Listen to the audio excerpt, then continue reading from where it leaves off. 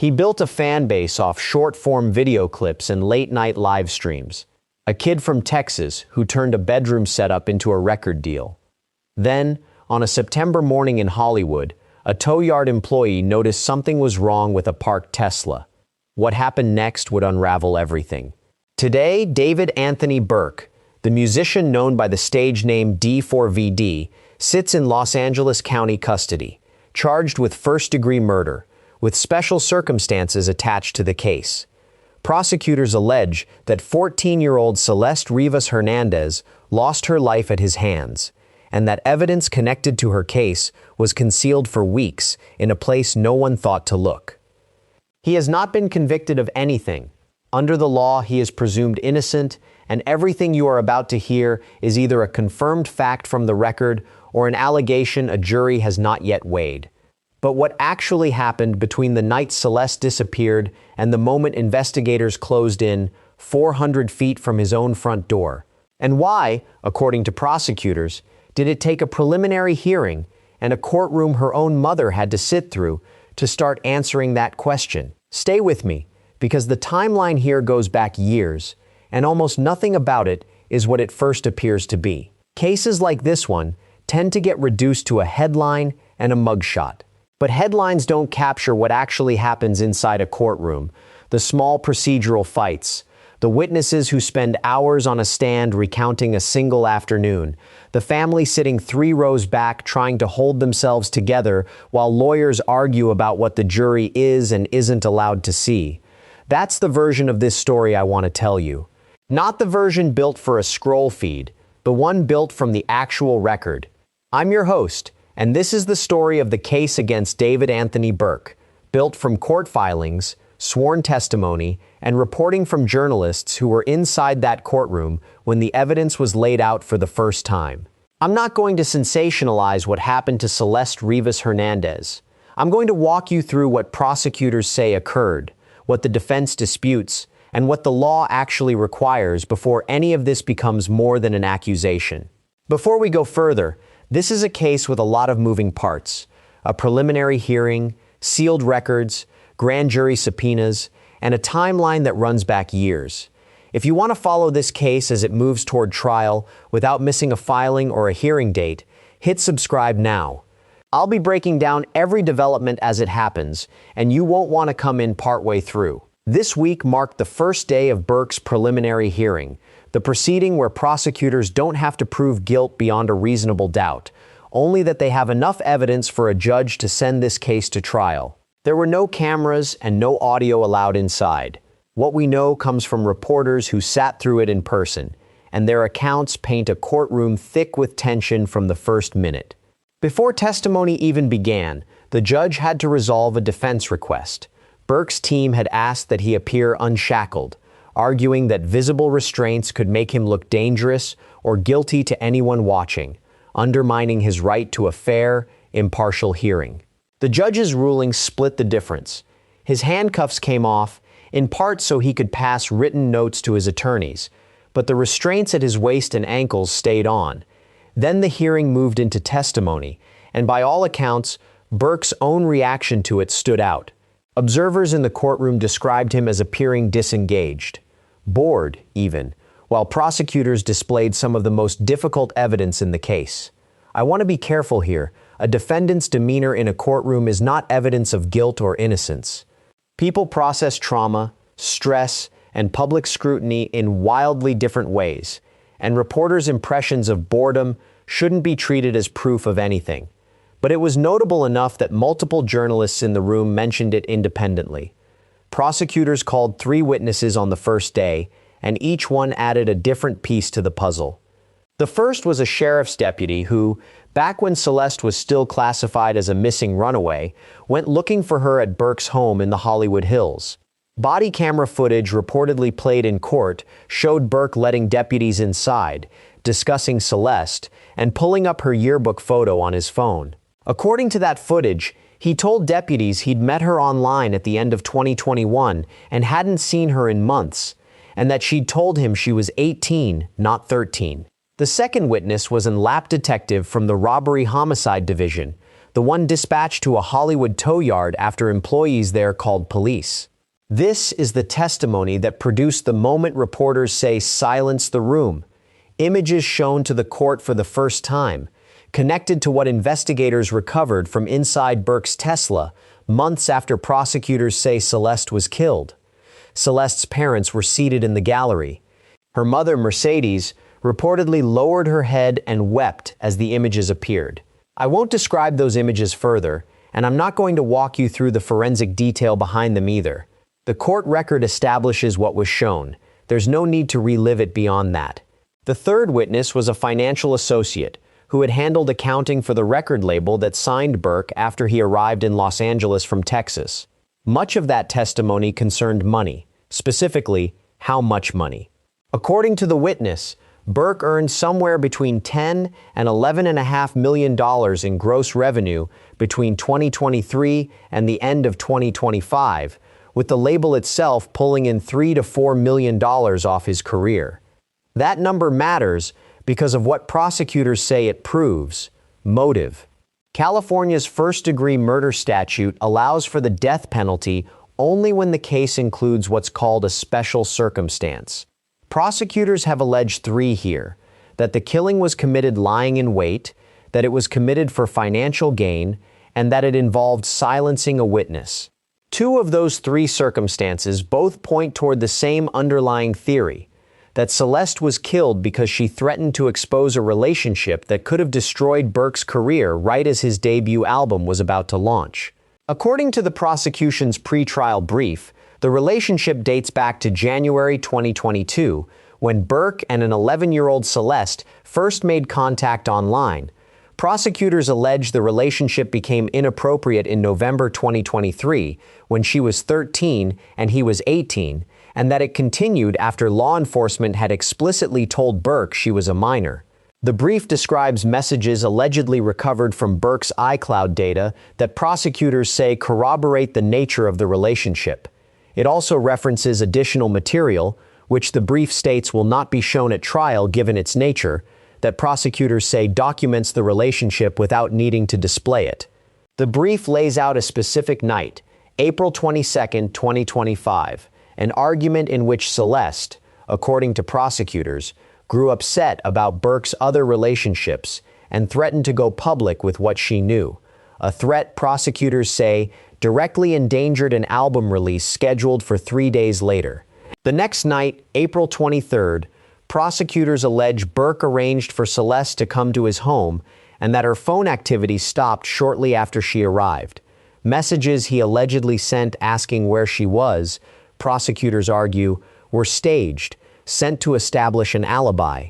Hours later, location data allegedly placed Burke driving north toward an isolated stretch of highway in Santa Barbara County, a location he'd returned to at least twice more over the following weeks, and where one of Celeste's belongings would eventually be found in a search almost a year later. In the days that followed, prosecutors say, purchase records show a pattern of items consistent with concealment, made in the weeks after Celeste's death, some ordered under a name that wasn't his.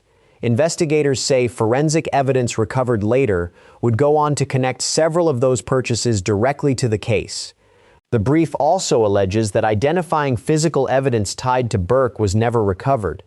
Prosecutors allege that whatever remained of Celeste sat undiscovered inside the Tesla for weeks while Burke toured, performed, and released his album, until the vehicle was eventually towed and the truth came out. I want to be clear about the distinction here.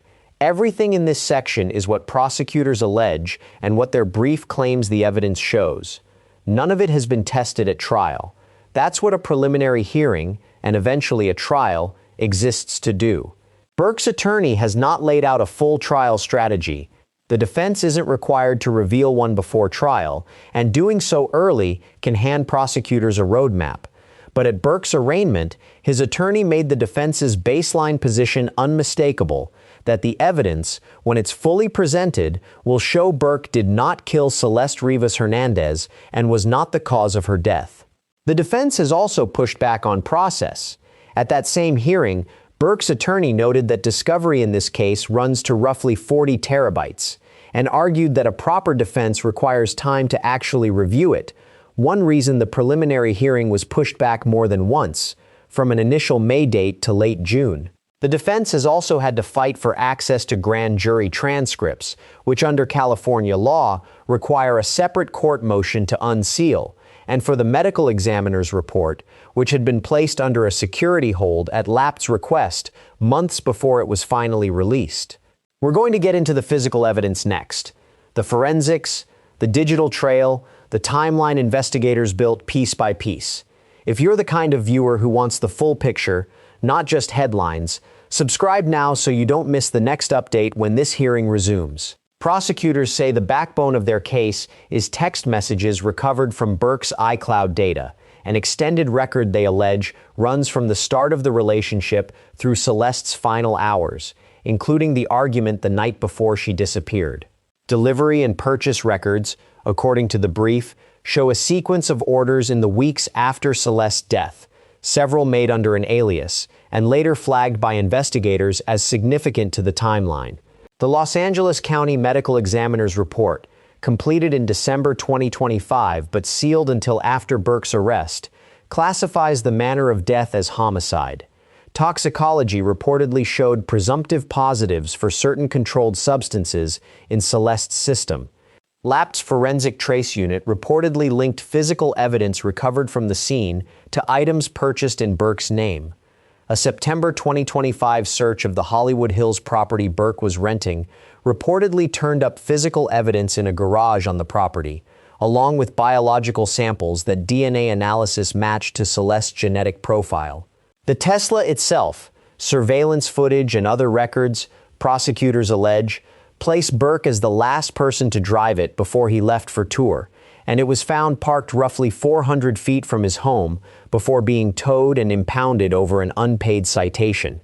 The gross earnings figures from Burke's music career, the $10 to $11.5 million in revenue prosecutors introduced through witness testimony, exist to support the financial gain special circumstance, the argument that silencing Celeste protected an asset worth millions.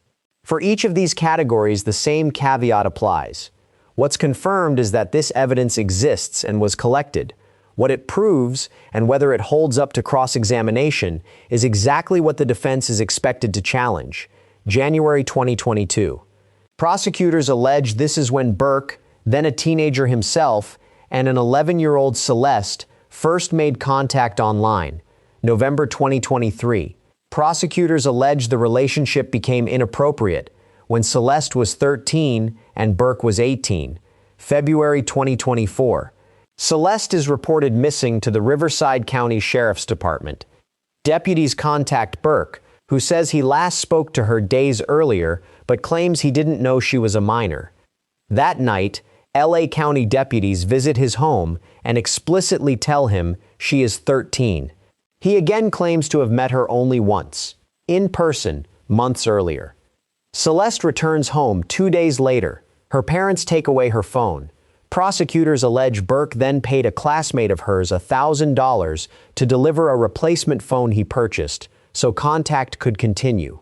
Throughout 2024, prosecutors allege Celeste spent significant time at Burke's home and traveled with him, including trips to Las Vegas, London, and Texas.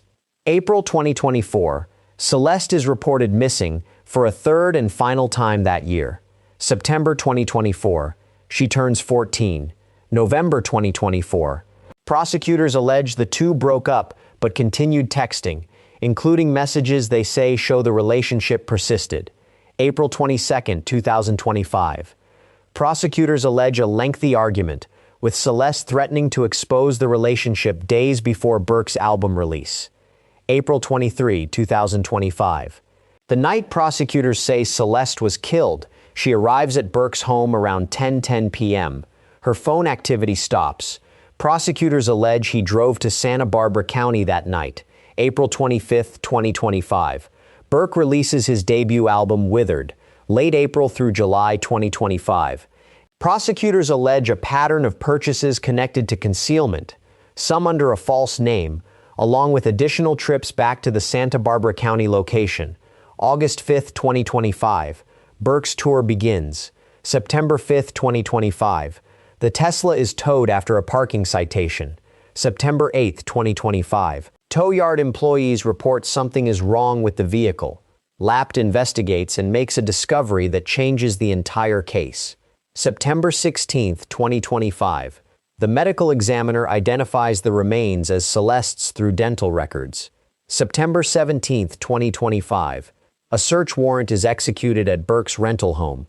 Biological evidence is collected. September 19th through 23rd, 2025.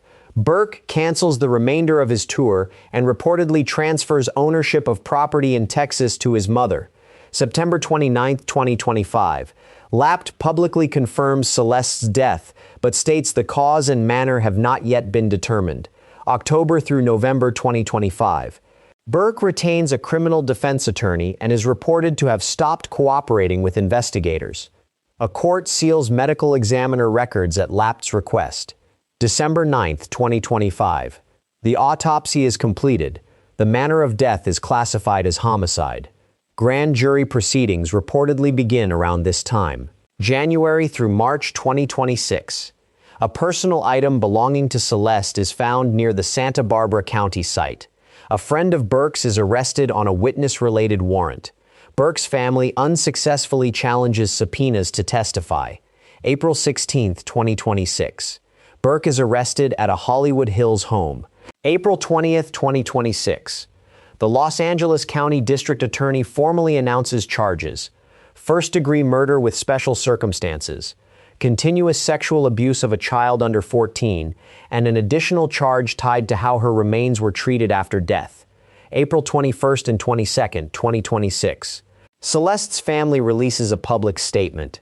The medical examiner's report is unsealed. April 29th, 2026 through July 2026. The prosecution's pre-trial brief is filed.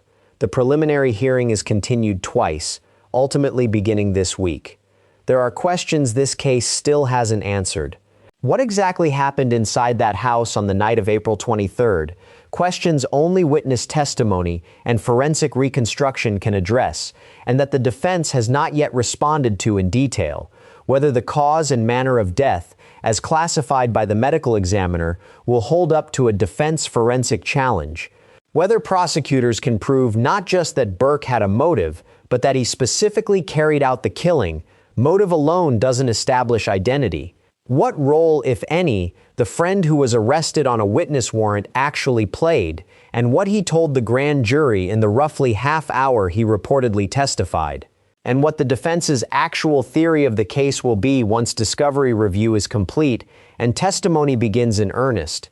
It's worth pausing on the timeline itself for a second, because that's often where cases like this are actually won or lost. Not in a single dramatic reveal, but in the accumulation of small, boring, verifiable things. A cell tower ping here, a delivery confirmation there, a signature on a rental form. Prosecutors are betting that when you line up 2.5 years of those small things side by side, they only point in one direction. The defense is betting they can find the gaps. The preliminary hearing is expected to run several more days, with more witnesses and more evidence to come. At its conclusion, a judge will decide whether prosecutors have shown enough for this case to proceed to trial, a comparatively low bar, distinct from the beyond a reasonable doubt standard a trial jury would eventually apply. The Los Angeles County District Attorney's Office has said it has not yet decided whether to seek the death penalty, a decision that will likely come after this hearing concludes. Celeste's family has also retained a civil attorney for a possible wrongful death claim, separate from the criminal case. Strip away the tabloid framing, and what's left is a case built on cell records, purchase histories, forensic trace evidence, and testimony that a jury, not a headline, will eventually have to weigh. David Anthony Burke has been charged, not convicted. The special circumstances attached to this case mean the stakes could not be higher, for him and for what justice looks like for a 14-year-old girl her family describes as someone who loved to sing, loved movie nights, and always told them she loved them. The allegations in this case remain allegations, unless and until a jury finds otherwise beyond a reasonable doubt. This hearing isn't over. And neither is this story. The next few days are expected to bring more testimony and likely a ruling on whether this goes to trial. Subscribe now so the next update lands in your feed the moment it happens. This is a case worth following start to finish, and I'll be here for every part of it.